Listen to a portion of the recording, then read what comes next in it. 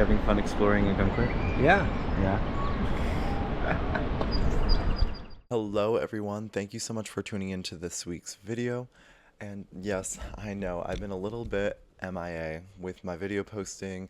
However, don't worry, more videos will be coming. You just have school, work, travel, and, as I'll explain at the end of this video, a new move in life. Anyway, let's get back into the video on Ogunquit, Maine. Ogunquit, Maine is perhaps my favorite place in the state. I'm probably biased because I used to live here.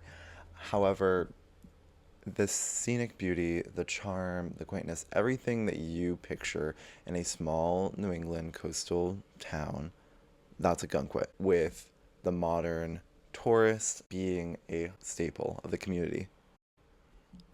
If you're looking for Ogunquit on the map, it's a small little place, a little pizza-shaped slice of land located between Wells and York, Maine, right on the southern tip of the state. It is about an hour 25 north of Boston and Logan International Airport, and about 45 minutes south of Portland if you're flying down I-95, as I do. It's not entirely my bias as to why Ogunquit is perhaps the best, most scenic town in Maine. According to 2016 Reader's Choice, Ogunquit was named the America's best coastal small town in USA Today's top 10. It is consistently ranked in the top 10 and top 25 of TripAdvisor's and other publications' best beaches in the United States, and has ranked as the #1 best beach in New England for numerous years in the decade since. While visiting the sprawling beach is plenty of reason for visiting Ogunquit, there's many other things to do. For so much to offer in such a small town, I thought it would be best to describe this place to you in the form of a day trip. Starting your morning, who doesn't need some coffee in the morning to get their blood flowing? Feel free to grab that from the backyard coffee and eatery or the village food market and grab a pastry along the way. If you're early enough, you can catch sunrise as the beach faces easterly over the Gulf of Maine. Feel free to walk all the way up to Footbridge Beach further north. Feel free to walk up and down Shore Road, Beach Street, and Main Street looking at the various window shops. Everything from trinkets to high-end and thrift stores can welcome you here. You have to walk down Marginal Way. This mile-long paved pathway goes up and down along the jagged coastline of Maine around Ogunquit down to Perkins Cove. Marginal Way was built in 1925 and is in 2025 celebrating its 100th anniversary. Perkins Cove, again, is another famous area in Ogunquit with shops, dining. Feel free to check out the Basin, a man-made harbor for the historic shipbuilding and fishing industry that originally created the town. The front porch piano bar offering seafood and American-style foods. Enjoy live music, or if you want more, you could go to the Crew of Ogunquit. More of American-style food, sports bar vibe. You don't want to miss your play. Specifically at the Ogunquit Playhouse that offers Broadway shows and other musicals to the public. Once your show is completed and the valets go get your car, you might not be ready for bed just yet.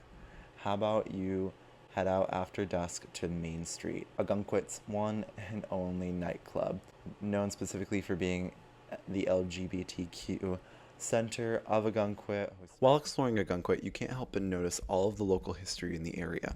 Ogunquit is unique compared to most Maine towns, where it has an equal mingling of old history and relatively recent history. Established in 1886 from a simple sawmill, Ogunquit quickly became a shipbuilding hub.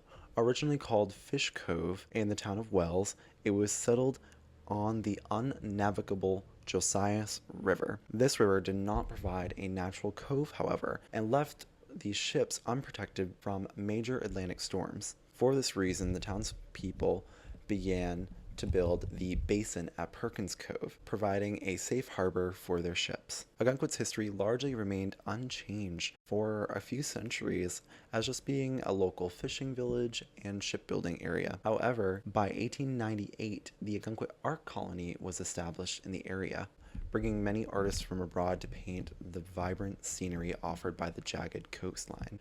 To accommodate the growing summer crowds that were attracted by the art colony and advertisements, several seaside hotels and inns were built at the turn of the century. Marginal Way, as we discussed earlier, was built in the 1920s and provided a wonderful attraction for those who visited. Ogunquit quickly became a village hub and succeeded from Wells in 1980. It was incorporated as its own municipality. One notable figure from Ogunquit's history is Betty Davis, who was a local lifeguard at the beach for many summers and continued to visit the area for a number of years.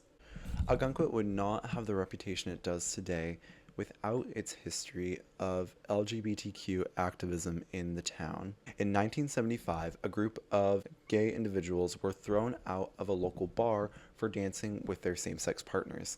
Days later, 24 protesters gathered outside of the bar to fight for their rights, while anti-gay counter-protesters gathered across the street. While these protests ended peacefully, it was a pivotal moment for the LGBT community in Ogunquit and in Maine. While 1975 was a pivotal moment for Ogunquit itself, for the following decades, those LGBTQ individuals living in Ogunquit still face some challenges and criticisms from those not of the community. Gay-owned bars were specifically targeted for being too loud or open up too late, or saw repeated visitations from local police officers because of noise ordinance violations, while those owned by straight individuals were not met with the same ferocity of upholding local laws. Ogunquit, however, quickly became a booming gay village for a period of time.